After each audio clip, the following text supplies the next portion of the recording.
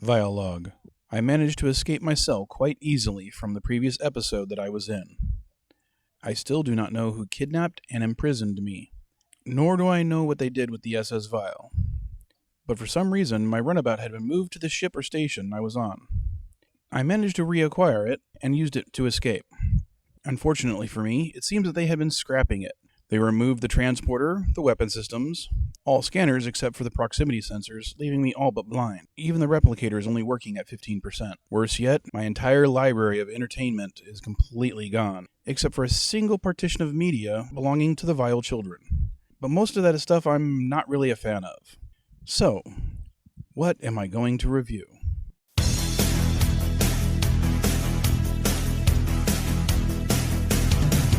Well, you all must have heard I'm a real nerd. People say I'm a fool, but they never got the news that I'm a vile one. Oh yeah, I'm a vile one. You better turn it up, better keep the channel dialed, cause you're watching VileMike and his real vile child. Oh yeah, I'm a vile one. You better turn it up, better keep the channel dialed, cause you're watching VileMike and his real vile child.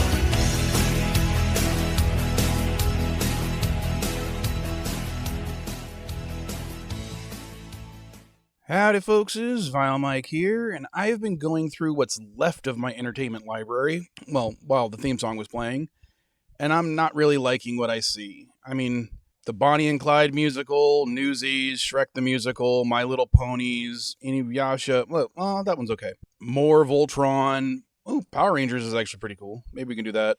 Sailor Moon, nah, not really my thing. Has Been Hotel? I've never even heard of that before. And why the hell does VileStyle have all of High School DxD? Ooh, here's something interesting. Fallout the series. Now we're talking. I have been a fan of the Fallout games since the 1990s. I remember seeing the original game on the shelf and reading the back of the box, begging my dad to buy it for me and let me install it to his computer. He said no, of course, so I had to wait a few years until I had my own PC that was actually capable of running it. By then, Fallout 2 and Tactics were already out, so I got them all pretty cheap. Part of me will admit that the appeal for me was the games mostly take place in California, and that's where I was born and raised. Today, you are the waves of the Pacific, pushing ever eastward. You are the sequoias rising from the Sierra Nevadas, defiant and enduring. Since then, we now have Fallout 3 and 4, New Vegas, the MMO Fallout 76, the mobile game Fallout Shelter, as well as a really bad run and gun called Fallout Brotherhood of Steel that I've only played on the original Xbox once when someone traded it into SD GameSwap. Speaking of which, buy something at SD GameSwap or I'm going to put all of you in a cargo container and transport you to the Borg. Thanks, Manu. So basically, I've played every Fallout game released in the US, so I'm really hoping this show is going to be good. Alright, in the first episode, we are introduced to our three main protagonists. A naive Vault Dweller that doesn't know much about the Wasteland, a person who is familiar with the Wasteland and has ties to a major faction, and a ghoul who has lived since the Great War who, let's say, is very morally flexible. We saw you guys coming. We sent our buddy out, Ben. He's gonna snipe you right now. All right, Ben, take him out! Ben, they're right there! I can't see shit. Take him out now, Ben! Screw it, I'll just join whoever survives. In the episode, they make references to the New California Republic, a group that starts out small in Fallout 1 and grows through Fallout 2 to become a dominant power on the West Coast in Fallout New Vegas. They also give a shout out to the Enclave. Did you hear that? Everybody likes a copy. Those things. Damn Enclave. Which is a major antagonist of Fallout 2 and 3. All in all, I think this is a very good opening, where the three main characters, much like in the games, scavenge for resources, trade with a vendor, have a run-in with a band of mercenaries and or raiders. They hint at a bit of a more complicated backstory for one of the protagonists, and we get some history of the Vault Dweller. And then there was Twig's Vault, Vault 10, being backed by Nuka-Cola as a sponsor. It was developed and designed to solely test. We have over 100 vaults spread across America. Enough for each of you to claim several, where you can play out your own ideas for how to create the perfect conditions for humanity. Whatever you want. Exercise equipment was also never installed. All of the occupants of Vault 10 became overweight. And that's where Twig's nickname came from, as he was the skinniest, and therefore most picked-on dweller within Vault 10. You know what?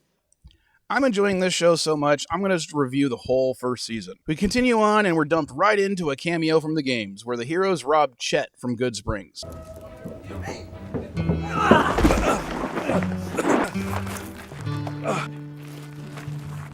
I told you that's what he gave me. And I told you, I ain't paying for the wrong delivery. Oh, come on, Chet. You know this isn't my fault. That is because, as I said, the ghoul is very morally flexible. Well, wasn't a total loss. Look what I got. Liquid ambrosia. You stole these? Victimless crime. How so? Nobody died. They decide to travel to a town not from the games, and the Vault Dweller steps on a landmine. Oh, crap. They are ambushed. Vaulty tries to pass a speech check, mostly fails. You guys obviously know what you're doing, so, let's talk it out. You guys get what you want, and I get to go right that direction with my own life. Yeah, well, what if what we want is to kill you? Well, you just said you weren't here for me. Yeah, we lied. We're raiders. But it allows his companions to surround the raiders. Also, I low-key love the "by Menin" joke. I hope they use it a lot in the series. So how much do you actually remember? Like before the bomb? Yeah. By Menin. What was that? I don't know. Think of like a ham or something. We get an animated backstory of how the protagonists met. Scarlet was a prisoner of a Legion ally, and by chance, Twig the Vault Dweller and Ben the Ghoul rescue her. They get to the town, and it's called Eastwood, and everybody in the town draws guns on the trio. The town is really against slavers, and especially Caesar's Legion. Our heroes use Scarlet's wanted poster they got from the raiders earlier as evidence that they are not with them. Okay. Yep. Turns out Eastwood is part of the NCR and founded by free slaves. They are welcomed by the town, but somebody is watching Twig, who also runs into this mysterious stranger. Has anyone seen my friend? No? Hi. Hey, what's up? I'm looking for my friend.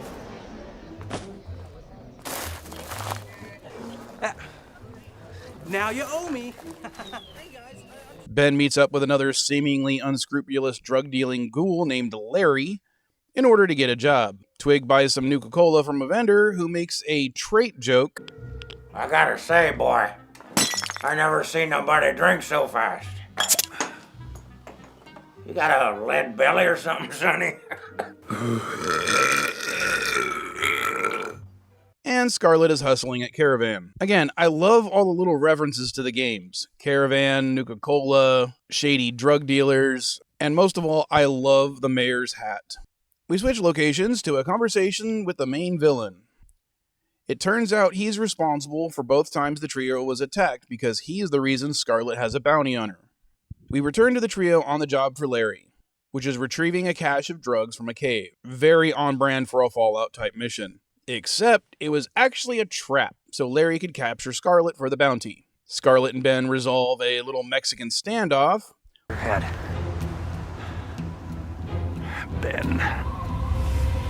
Screw it.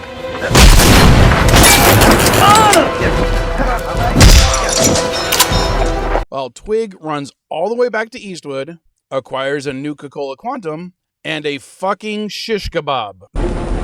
Who wants barbecue? They kill all of Larry's remaining men, but Ben doesn't allow Scarlet to kill Larry because of a debt that he owed him. I am done being hunted. Why did you do that? Because I owed him. The trio has decided after so many raider and mercenary attacks that they are going to go after Leon himself. They make camp before returning to Eastwood. As they wake up, Twig is saved from a rad roach by the mysterious stranger. Sound effects and everything. It's awesome.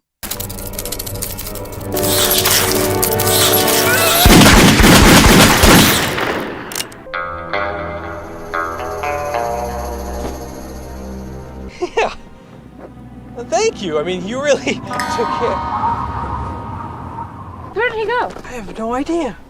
And the trio runs into a person wearing NCR veteran combat armor who knows Ben's last name. Eldridge. What? Benjamin Eldridge. Then this person proceeds to disarm the trio easily. I really overestimated my skills. Larry is captured by Leon's men and brought to him for failing in getting Scarlet. Larry tells Leon that Scarlet isn't in Eastwood, so he uses a fucking fat man to nuke an entire city.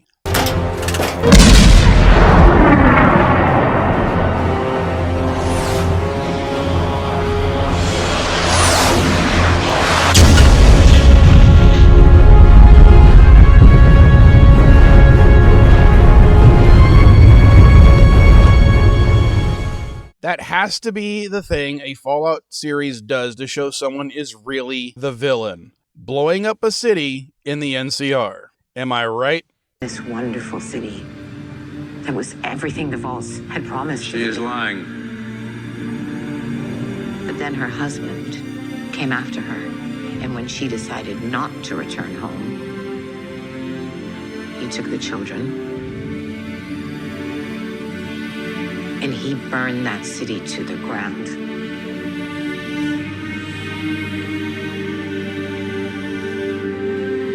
Shady Sands. And yeah, that's the end of season 1.